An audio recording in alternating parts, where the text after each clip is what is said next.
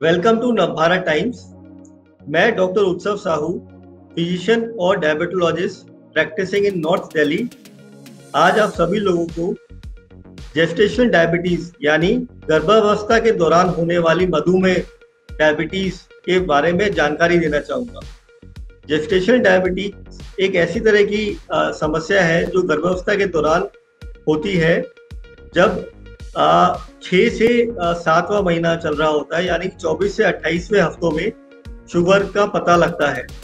इसलिए हमें गर्भावस्था से पहले और बाद में दोनों टाइम इसका टेस्ट करवाना चाहिए। इसकी जो पैरामीटर्स है वो थोड़े से कम है। जैसे कि नॉर्मल व्यक्ति में हम कहते हैं कि अगर शुगर 100 के ऊपर हो तो डायबिटीज हो सकती है। इसमें थोड़े से शुगर के जो पैरामीटर्स है वो लो होने लगते हैं। मतलब आपको निचले स्तर पे भी अगर शुगर ज्यादा आ रही है, 60, 70, 80 के ऊपर भी आ रही है ड्यूरिंग डायबिटीज फास्टिंग, अगर शुगर 80 के ऊपर, 90 के ऊपर है, तो भी आपको डायबिटीज होने का रिस्क है। इसलिए इसको आपको अपने डायबिटीज प्रेगनेंसी के दौरान अपने डायबिटीज के डॉक्टर से संपर्क करके इसकी जांच जरूर करवानी चाहिए। जेस्टेशनल डायबिटीज को हम कैसे नियंत्रण में रख सकते हैं? देखिए, सबसे पहले तो प्रेगनेंसी बहुत ही उसको शुगर को अच्छे से कंट्रोल में रखती है।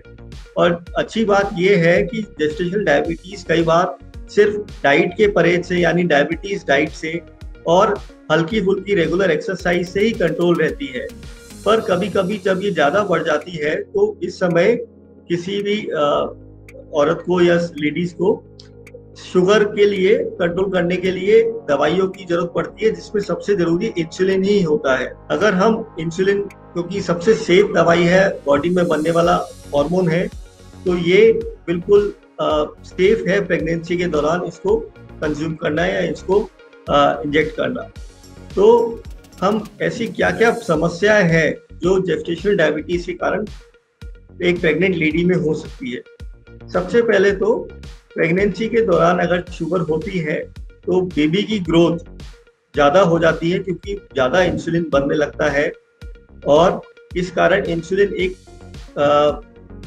इंसुलिन एक मसल मास को बढ़ाने वाला हार्मोन है, तो इसकी वजह से बेबी का वेट ज़्यादा तेजी से बढ़ने लगता है। और एक एक्स्ट्रा लार्ज बेबी, हम बोलेंगे कि एक्स्ट्रा लार्ज बेबी यानी कि 4 किलो तक का बेबी का वजन हो सकता है, जिससे उसके डिलीवरी में कॉम्प्लिकेशंस आ सकते हैं, समस्या हो सकती है। तो जेस्टेशनल डायबिटीज के दौरान कई बार बेबी का वेट ज़्यादा होने की वजह से नॉर्मल डिलीवरी की जगह सिजेरियन सेक्शन करना होता है, और उसके दौरान भी कुछ कॉम्प्लिकेशंस आ सकते हैं, जिससे बेबी की नर्व्स या डिलीवरी के दौरान कुछ इंजरी वगैरह होने का रिस्क बना हुआ होता है। इसलिए सबसे जरूरी है कि आप अपने शुगर्स को प्रेगनेंसी के दौरान 6 से 9 महीने के दौरान बहुत स्ट्रिक्ट कंट्रोल रखें, ताकि ये एक्स्ट्रा वेट बच्चे का ना बढ़े और नॉर्मल डिलीवरी होने का संभावना बढ़ जाए। बच्चे में वजन के अलावा आप जो प्रेग्नेंट लेडी है, जो गर्भवती औरत है, उसमें भी आपकी बीपी की समस्या आती है, जिसे हम प्री एक्लेम्पशिया या एक्लेम्पशिया का नाम देते हैं।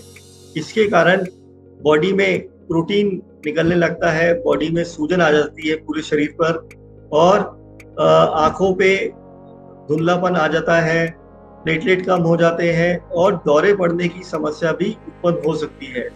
तो अगर हम इस शुगर को कंट्रोल करेंगे तो ना ही हमारा बीपी बढ़ेगा और ना ही ये एक्लेम्पशिया वाली समस्या पैदा हो। तो हम जानते हैं कि कैसे कम करना है। अपना अच्छा आहार लें, बैलेंस डाइट लें, कार्बोहाइड्रेट कम रखें, फाइबर का इंटेक ज़्यादा रखें, हल्की एक्सरसाइजेस करें, रेगुलर एक्सरसाइज करें, जैसे कि आपके गायनेकोलॉजिस्ट डॉक्टर ने बताई है, उनकी एडवाइस पूरी तरह से फॉलो करें। और अगर शुगर काफ़ी ज़्यादा बढ़ जाती है तो आप दवाई के रूप में इंसुलिन का इंजेक्शन लगा सकते हैं, और अपनी शुगर जैसे डॉक्टर ने बताई है ठीक समय पे चेक करें, ठीक समय पे इंसुलिन लगाएं, और अपने आप का ध्यान रखें और शुगर को चेक करते रहें। कई बार अगर ये समस्या एक बार हुई तो अगली गर्भावस्था के दौरान नेक्स्ट प्रेगनेंसी में भी ये प्रॉब्लम रह सकती है, तो इसकी जांच करवाना है।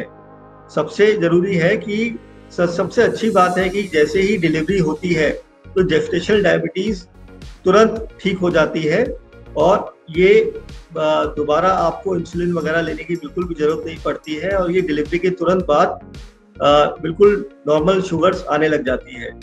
तो सिर्फ उन गर्भावस्था के दौरान ही आपको वो ध्यान रखना है और इसके जैसे ही डिलीवरी होती है तो आप वापस से अपने नॉर्मल डाइट पे और नॉर्मल अपने दवाइयाँ वगैरह बंद हो सकती है जेस्टेशनल डायबिटीज की। अगर आपको मेरा यह वीडियो पसंद आया हो तो आप इसे लाइक और शेयर करें और कोई भी जेस्टेशनल डायबिटीज से संबंधित सवाल हो आपके मन में तो आप इसे चैट बॉक्स में डालें, मैं जरूर इसका जवाब दूंगा। धन्यवाद।